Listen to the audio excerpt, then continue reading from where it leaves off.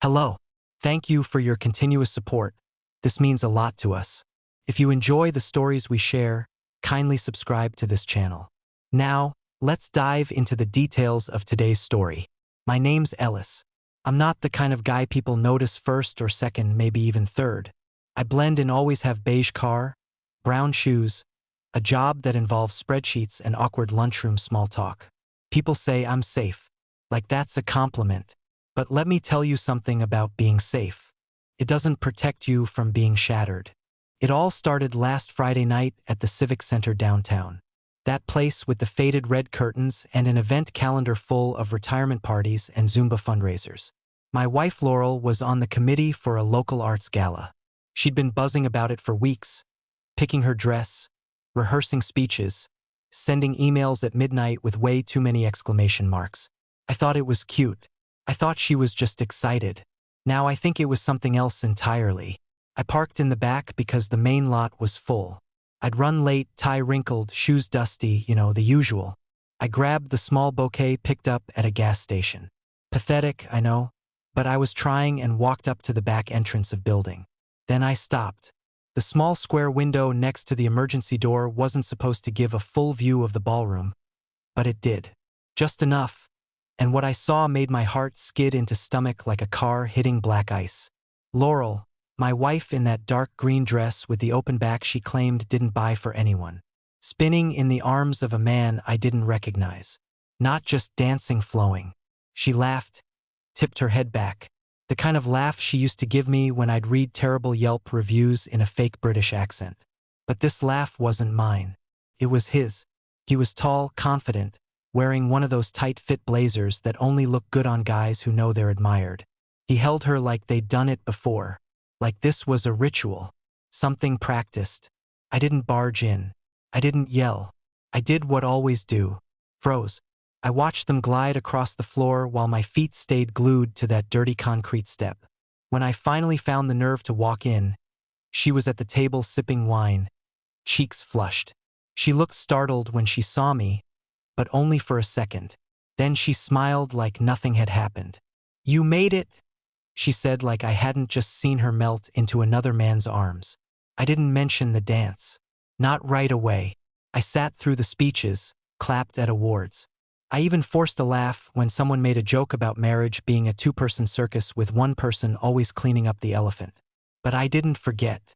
Later, when the band started back up and the same man approached her again, I stood up first. I met her halfway across the floor. I didn't raise my voice, didn't cause a scene, just leaned in close enough for only her to hear. And I said, "If you step out there and dance with him again, we'll be having a different talk." She didn't smile that time, didn't laugh, didn't say anything at all. And that silence told me more than any confession ever could. After I said those words, "If you step out there and dance with him again," Laurel didn't flinch. She looked at me like I was overreacting, like I had just interrupted her ordering a salad. That non-response, it hurt more than if she'd gotten defensive because it meant she had already weighed the options and hadn't fully decided which man in the room she was trying to protect. The music kept playing. Jazz, upbeat, the kind of tune people like me pretend to enjoy to fit in, but I couldn't hear it anymore. All I could hear was the ringing in my ears and the silence between us. Laurel just turned back toward our table like I'd asked her if she wanted water. I followed, barely processing how normal everything looked around us. No one noticed, saw what I saw, and maybe no one cared. Back at the table, I asked her casually who that guy was, the tall one. She gave a light shrug and said, "His name's Cameron. He's on the museum board. We met during prep for the auction segment. He's funny." That was it. Funny. No mention of boundaries. Dancing too close, of the way she kept adjusting her necklace while talking to him. All the little signs I once ignored now screamed like sirens in my face. I wanted to ask more, but I didn't want to sound jealous. Pathetic, I know, but sometimes you hang on to the illusion longer than you should, just to avoid what comes after. The rest of the night moved in slow motion. People laughed, champagne glasses clinked, and I sat there nodding along to conversations I couldn't follow. Laurel kept checking her phone under the table. Once I caught her smiling at the screen, I leaned a little to the side and saw just enough of the message preview to catch a name. Come. I didn't confront her. Not there. Not in public. I just smiled politely, stood up, and told her I'd meet at the car. As I walked out past Cameron at the bar, he didn't even pretend not to know me. Just gave a nod like we were two men who understood the same tragic truth. I sat in the car for 22 minutes before she came out. 22. I counted. When she finally slipped into the passenger seat, she looked flushed and breathless like someone who'd run or danced. I asked her, "You good?" She just smiled, touched my arm and said, "I needed tonight. Thank you for coming." And right there, something broke inside me. I didn't sleep that night. Laurel fell asleep beside me without a care in the world. Her breathing was soft, slow. Meanwhile, I stared at the ceiling, wondering if woman I married had already left me emotionally months ago and just hadn't told me yet. I thought about that look she gave him, the one I used to get when I'd surprise her with coffee at work or kiss her forehead in the morning. And I kept hearing her say that word. Funny. What the hell was so funny? The next morning, I opened her laptop. No invasion of privacy. But I was already past the point of pretending I didn't feel crazy. And what I found wasn't explicit. It wasn't even romantic. It was something worse. Dozens of email threads about planning the event, yes, but also personal notes. Notes about me. One line in particular made my stomach twist. "He's sweet, but he wouldn't notice if I walked out the door for a week." I didn't recognize the email address she sent that to, but it wasn't a girlfriend. It wasn't cousin. It was him, Cameron. So yeah, she may not have cheated in a way that's easy to prove, but in all the ways that mattered, I was already gone. Sunday morning arrived like a fog. Laurel was already up before I opened my eyes, bright, cheerful, humming something from the night before while frying eggs in the kitchen. She moved like someone living in a totally different version of our life. I watched her from the hallway for a while, wondering what kind of person could send emails like that at night and still whistle over bacon by morning. I wanted to ask her, really her? But instead I said, "Thanks for making breakfast." And she said, "You're welcome, sweetie," without turning around. Her voice made me feel like a guest in my own marriage. Later that day, while she was out running errands, I opened her closet, not to snoop, but to remind myself who she used to be. Her green dress from the gala was stuffed at the back, still smelling faintly like her perfume, and something else, something sharper. I checked the inside pocket of her coat out curiosity. That's when I found a folded cocktail napkin with a phone number scrolled in handwriting too neat to be mail. It wasn't Cameron. It was a woman's name, Mara. No last name, just Mara. Let me know when it's safe to talk. Safe. Now I was spiraling. Who was Mara? Why would talking to her need be safe? Why the secrecy? That night I didn't sleep again. My stomach felt like a pit.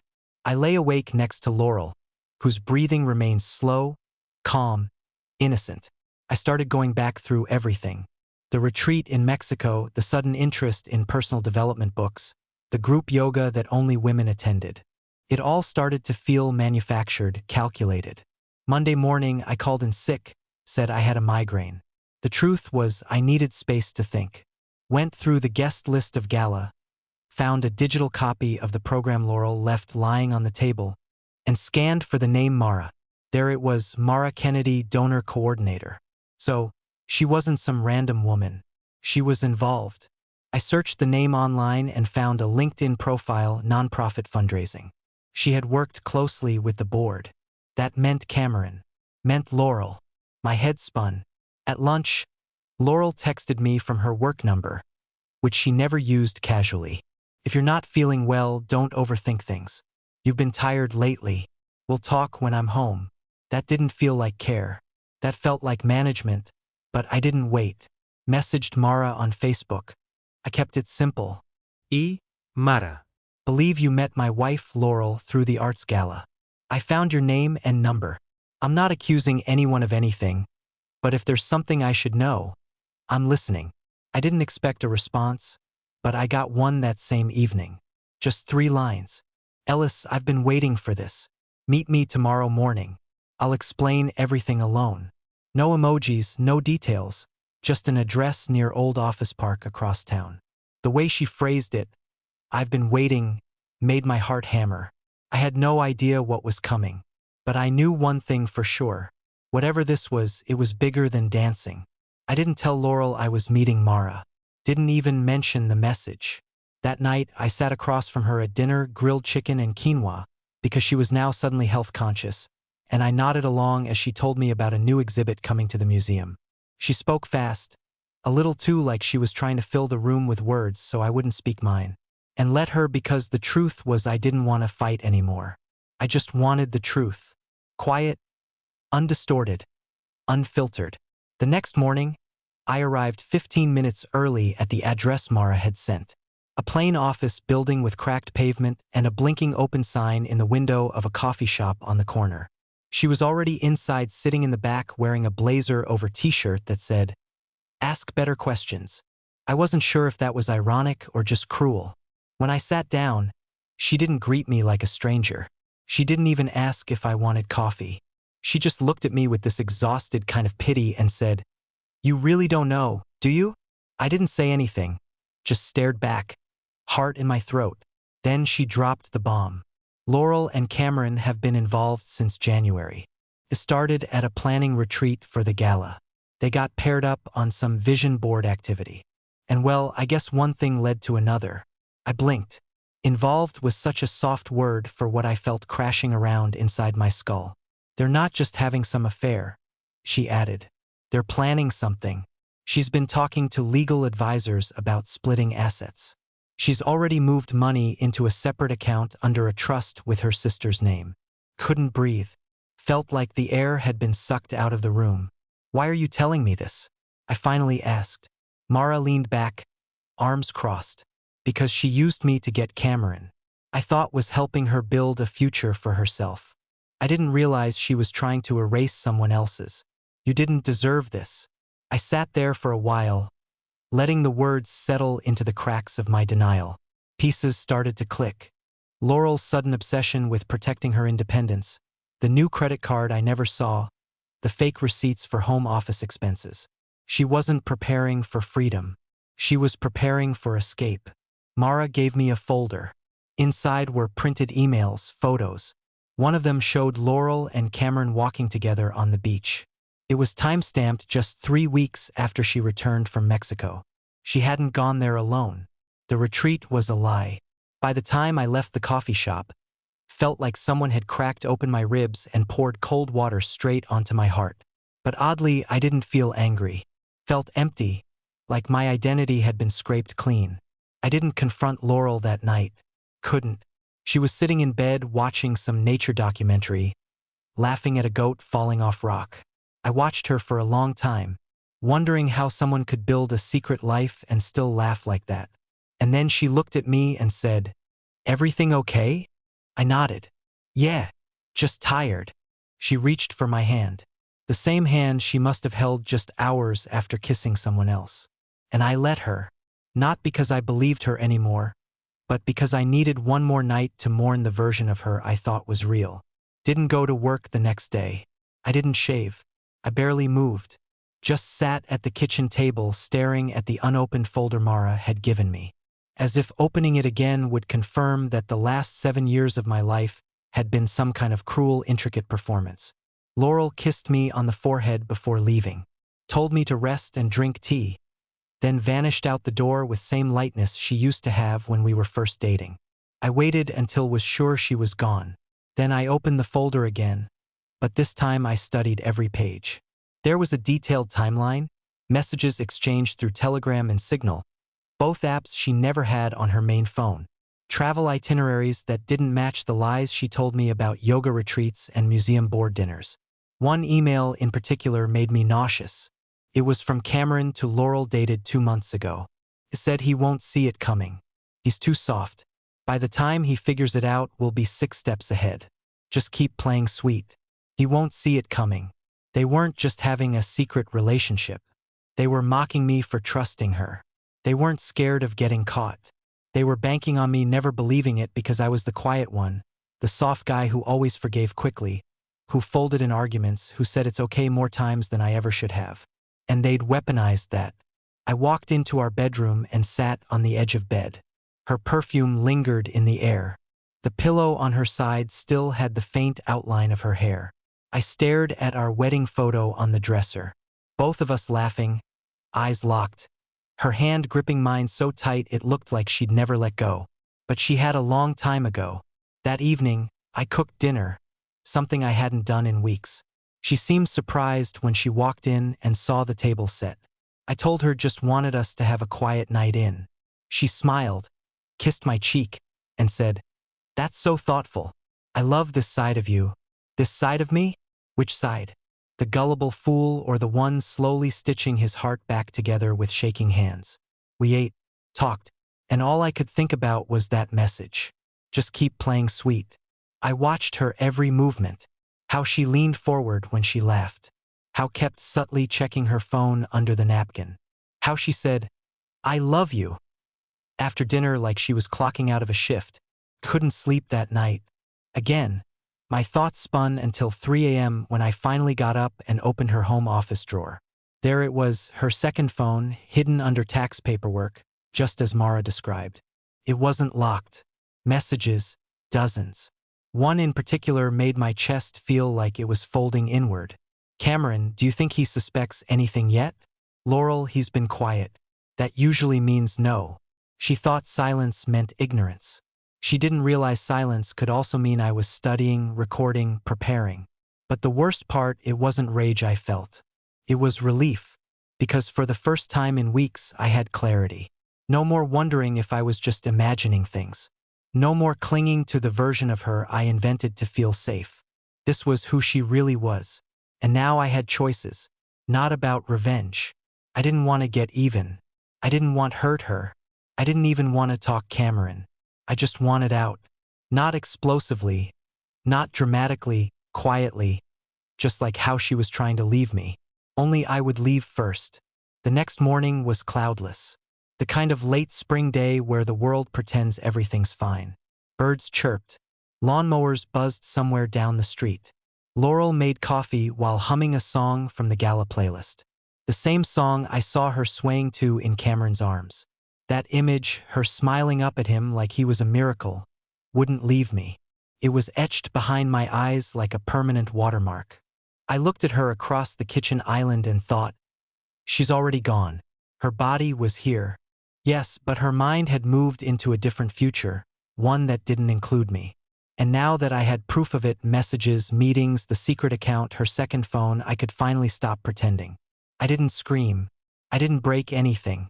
Just waited until she left for her yoga class, the one that supposedly re-entered her feminine core. I watched her drive off like I'd watched her so many mornings before. Only this time, I didn't wonder if she was really going where she claimed. I knew wasn't. She was meeting him. Instead of following her, I did something else. Sat down with a notebook and wrote letter. Not a dramatic monologue or list of accusations. Just one page, quiet, controlled, measured. I told her I knew that I had seen the messages, read the emails, spoken with Mara. I wrote that I wasn't going to fight for someone who already left the marriage months ago, that I wouldn't beg, wouldn't scream, that I wouldn't be around when she came home. I placed the letter under her pillow. Then I opened my laptop and transferred what was left of my personal savings into a separate account. One she didn't have access to. It wasn't much, but it was enough. I called my brother in Oregon, told him I was coming for a visit. "For how long?" he asked. I didn't answer. Think he understood. I left everything else behind. The keys, the toothbrush, framed wedding photo that once made me proud. I only took a small bag and the folder Mara had given me. Not because I needed the evidence anymore, but because I wanted to remind myself that I wasn't crazy, that it had all been real. Before locking the door for last time, I stood in the hallway where we used to hang our coats and laughter. I whispered a single sentence to no one in particular. She made her choice, and now I'm making mine. By the time Laurel returned that evening, the house was silent. No smell of dinner. Me in the living room, just a cold coffee cup on the counter and an empty space where I once stood. I imagined she went to our bedroom, found the letter, and sat on the edge of the bed same way I had, reading it over and over, waiting for it to turn into something else, but it wouldn't because I wasn't coming back. She had spent months building her exit behind my back. All I did was take the door she left half open, and I shut it. When I left that house, didn't expect her to notice right away. I thought maybe I'd get a cold text day or two later. Something like, "Where are you?" Or maybe even nothing. Maybe she'd shrug, sip wine with Cameron, and call it a soft ending. But it wasn't like that. It started with one missed call, then 3, then 10. By the end of that day, I had 17 missed calls, 5 voicemails, and one long text that simply said, "Ellis, please don't do this. Let's talk. It's not what you think." Of course, it was exactly what I thought. Probably worse. And she knew it. I was already halfway through Nevada by then, driving my brother's old Ford that he lent me without asking questions. Just handed me the keys and said, "You good?" And I said, "Not yet." And he nodded like that made sense. There was something comforting about silence between people who don't need to force anything. It was the opposite of what I had lived in for the last 2 years. I listened to one of the voicemails while parked outside a gas station near a dry canyon. Laurel's voice was shaking, almost unrecognizable. "Ellis, please. I don't know what you've heard or who told you what, but I swear didn't mean to hurt you. I was confused. It's more complicated than you think." More complicated? She made it sound like she misplaced her car keys, not rearranged our whole life behind my back. In that phrase, "Who told you?" it meant everything I needed to know. She didn't regret what she did. She regretted that I found out. Later that evening, I pulled into a motel just outside Bend, Oregon. Nothing fancy, one of those places where the carpets are stiff and the ice machine rattles all night. But it was mine, my space. For the first time in months, I fell asleep without listening for the sound of her voice, her footsteps, her lies sliding beneath the door. The next morning, I got an email from our bank. Laurel had attempted to access a shared investment account. She triggered a flag by trying to transfer a sum above the limit. I had already removed my name from it, something my lawyer had advised me to do quietly and legally. Her name was still on it, but not with the full control she assumed. I guess that was the moment she realized I wasn't bluffing. At noon, she called again. Then Cameron did. Yes, he had the nerve to call me. Blocked number. I almost didn't pick up, but curiosity got the better of me. I said nothing, just listened. His voice was cocky, flat. Man. "Look, I don't know what Laurel told you, but this thing, it wasn't meant to go down like this. She's pretty wrecked. You should talk to her before doing anything legal. You're both good people. You can work it out. Work it out." That was the moment I realized something else. Cameron wasn't in love with Laurel. He was in getting away with things. He had that voice, that smooth, clean-washed confidence of a man who'd done this before and was used to people folding. Used to fixing things with charm and half-truths. I hung up without replying. I didn't need to justify my silence. I didn't know anyone closure who never offered me honesty. That night, I went for a walk near the river. The air was cold. My breath came out in soft clouds. And for the first time in a long time, I didn't feel like I was walking inside a lie. I wasn't waiting for someone to notice I was broken. Wasn't hiding how much it hurt. I just existed, and that was enough. Because sometimes survival isn't about burning the bridge. It's about realizing the bridge was already ash and you were the only one who hadn't noticed. Weeks passed, then a month. I stopped counting the days. Laurel's name faded from my notifications, her messages drifting into the junk folder like distant echoes from a life that no longer belonged to me. Cameron never called again. Maybe he realized I wasn't the kind of man who clung to broken things. Or maybe Laurel finally told him the truth that I wasn't coming back. And she was right. I stayed in Oregon longer than I thought would. My brother helped me settle into a small place near the outskirts of town. Modest, a bit drafty at night, but peaceful. There was a porch that creaked when you stepped onto it. In mornings, when the fog sat low over the grass like something out of a dream, I started waking up early, stopped refreshing old texts. I started remembering what silence sounded like when it wasn't full of suspicion. One day, I joined a local book group, Just few people who met on Wednesdays to drink terrible coffee and argue about symbolism and classic novels. I didn't say much at first, just listened, absorbed. But the act of being around people who didn't know my story, didn't look at me like I was someone's broken husband, it was healing in a way I hadn't expected. And then I met Nora. She wasn't loud. She didn't wear attention like a badge. She just sat beside me one week and asked what I thought about the book we were reading. I mumbled something awkward, probably sounded ridiculous, but she smiled anyway. Not a performative smile, not watch me be perfect kind of smile, a real one. Over the next few weeks, we talked more about books, work, about the weird feeling of restarting your life in your 30s like you're assembling furniture without instructions. She never cried, asked about Laurel. She just let me show up as I was, and did. One evening, we stayed after everyone else left. We were sitting outside on the library steps, the air warm but breezy. She looked at me and said, "You have a way of listening like you're still deciding whether the world deserves your trust." I laughed. It wasn't bitter. It was honest. That's because I used to give it away too easily. She nodded. And now I paused. Now I give it to people who don't ask for it. They just earn that night. I didn't look back. Not once. At the past. Not at Laurel's letters that kept piling up in my old email. Not at the future I once imagined with someone who didn't even want to dance with me anymore. I looked forward into something new. I wasn't fully healed, but was healing. And sometimes that's enough to begin.